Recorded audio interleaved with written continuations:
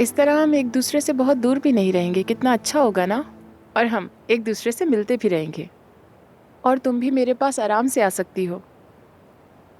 और मैं घर के करीब काम भी करूंगी। लेकिन जाहिर है इंसान के साथ एक साथी भी तो होना चाहिए। तुम इस मामले में बहुत खुशकिस्मत हो। तुम ठीक तो हो ना? सानिया, क्या मैं माँ बन सकती हूँ? अ, अ, क्यों नहीं बन सकती? मुझे तो जरा सा भी शक नहीं है।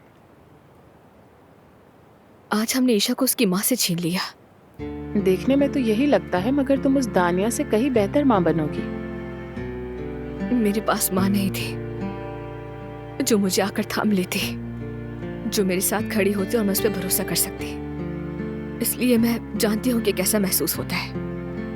लेकिन माँ तो माँ होती है, चाहे वो कितनी ही बुरी क्यों ना हो। कोई अपनी माँ को नहीं छोड़ता, और माँ की जगह तो कोई भी नहीं ले सकता। हालांकि ईशा मुझसे प्यार करती है, मैं जानती हूँ। लेकिन अगर उसने मुझसे कह दिया कि मैंने उसे माँ से जुदा किया, तो ये सोचकर डर लगता है मैं उसे क्या जवाब दूंगी। मेरे पास कोई जवाब नहीं सानिया। मैं तुम्हें एक बात बताऊं, और इसके बाद हम ये मौजू कभी नहीं छेड़ेंगे।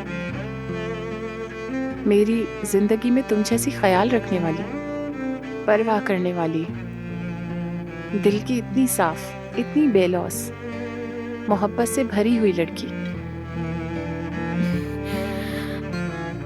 इतनी मासूम और सच्ची इंसान कभी नहीं देखी। मैं सच कह रही हूँ। तुम ईशा और अदनान की जिंदगी को सही रास्ते पर लाने के लिए सबसे बेहतरीन लड़की हो, वाकई। मेरा यकीन करो।